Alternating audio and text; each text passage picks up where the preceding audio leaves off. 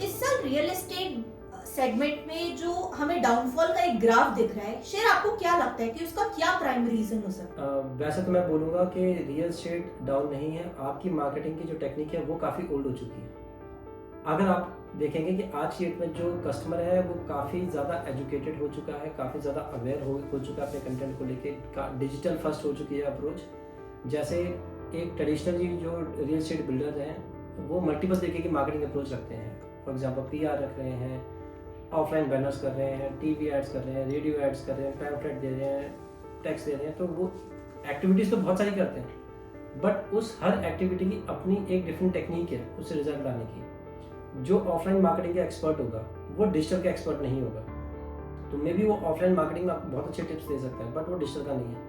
अब एक जो ब्रांड है रियल एस्टेट ब्रांड, जिसके पास 15-20 लोगों की टीम है, वो भी अपने पास हर चीज़ जितने भी मार्केटिंग चैनल है सबके एक्सपर्ट नहीं रख पाते हैं। उसका एक मैं आपको बहुत अच्छा एग्जांपल इसमें देता हूँ, आप रिलेट कर पाएंगे। मैं एक रियल एस्टेट ब्रांड के साथ मार्केटिंग कंसल्टेंसी में था, मैं उनका कंसल्टेंट था मार्केटिंग में, ताकि उनकी जो 15-20 लोगों की जो टीम है उसको हम गाइड कर सकें जहाँ जहाँ पे वो अटक सकते हैं।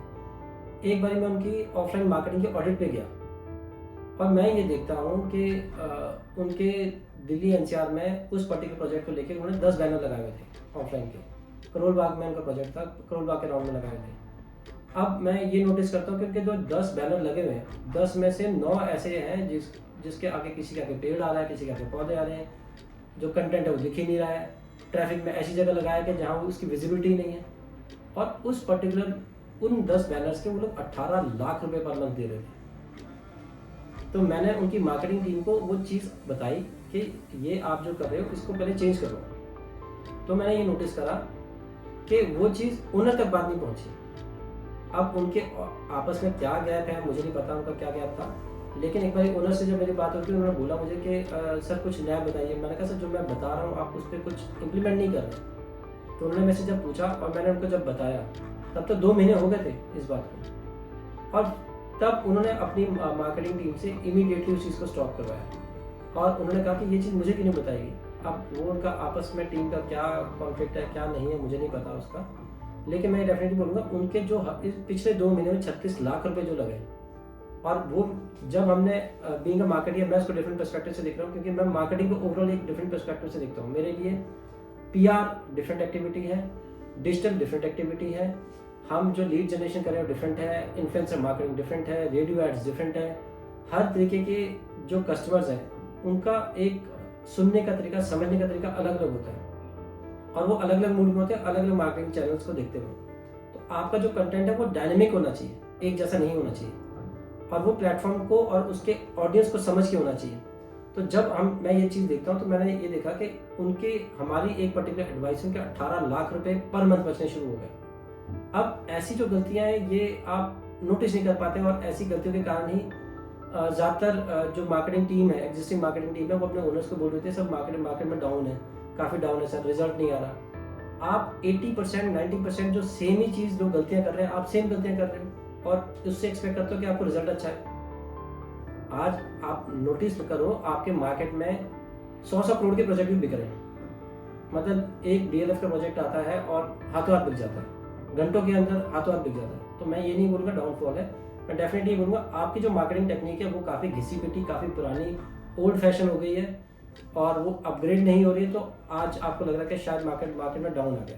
मार्केट में डाउन नहीं आया है, आपका काम करने का तरीका बहुत पुराना हो गया। Very interesting point share. तो मुझे बताइए कि अगर किसी रियल एस्टेट ब्रांड को अपनी मार्केटिंग स्ट्रैटेजी को अपग्रेड करना है तो वो कैसे करेंगे, उन्हें क्या स्टेप्स फॉलो करने चाहिए? देखिए सबसे पहले तो आपके आसपास कौन इस तरीके के एक्सपर्ट्स हैं जो इस चीज़ की समझ रखते हैं कि हर मार्केटिंग चैनल अपने आप में डिफरेंट पर्सनैलिटी रखता है और उसकी ऑडियंस डिफरेंट तरीके से उसका कंटेंट कंज्यूम करते हैं। जैसे फॉर एग्जांपल अगर हम रेडियो एड्स की बात करते हैं तो रेडियो एड्स नॉर्मली लोग रेडियो तब सुन रहे हैं जब वो ट्रैवल कर रहे हैं। अब वो उस समय पूरा फुल फ्लैश सुन सकते हैं, तो आपकी वॉइस मॉड्यूलेशन कैसी है, आपने स्क्रिप्टिंग कैसे करी है, उन सब चीज़ों का फर्क पड़ेगा।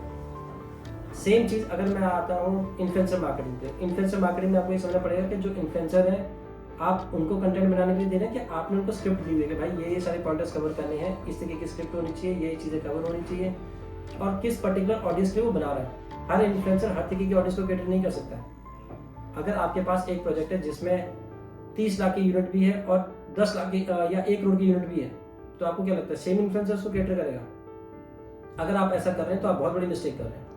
सेम ऐसे ही न्यूज़पेपर में आपको ऐड किस तरीके से करनी है, इसका भी एक डिफरेंट साइकोलॉजी है। जो न्यूज़पेपर वाले लोग हैं वो डिफरेंट लोग हैं, डिजिटल में जो लोग एक्टिव है वो डिफरेंट लोग हैं, मतलब उनको वो हाइपर एक्टिव है क्योंकि वो इन्फॉर्मेशन को फटाफट कंज्यूम कर रहे हैं, कंपेयर कर रहे हैं।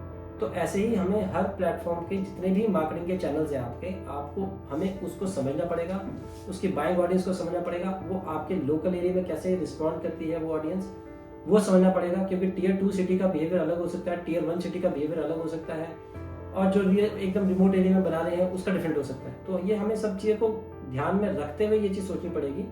तो बेटर यही हो कि आपके आसपास जो मार्केटिंग की समझ रखता है इन डिफरेंट सब्जेक्ट्स में, आप उससे एक बार इन सब चीज़ों को लेकर कंसल्ट करें, अपने प्रोजेक्ट की यूएसपी डिस्कस करें, अपने प्रोजेक्ट के जो बायर्स हैं उन सबको डिस्कस करें और एक कस्टमाइज और एक यूनिक स्ट्रैटेजी बनाएं और वो कंटेंट बकेट्स बनाएं कि मेरी किस ऑडियंस को क्या चीज़ समझ में आएगी और उसको क्या चीज़ उसके मतलब की लगेगी, और वो उस पर फिर इंक्वायरी नहीं देता, वो उस पर आके बोलता है कि भाई मुझे दो ये प्रोडक्ट। अगर उसकी पर्सनलाइज चीज़ों को ध्यान में मद्देनजर रखते हुए आपने कोई ऐड कंटेंट या कोई मार्केटिंग मैसेज डेवलप करा है।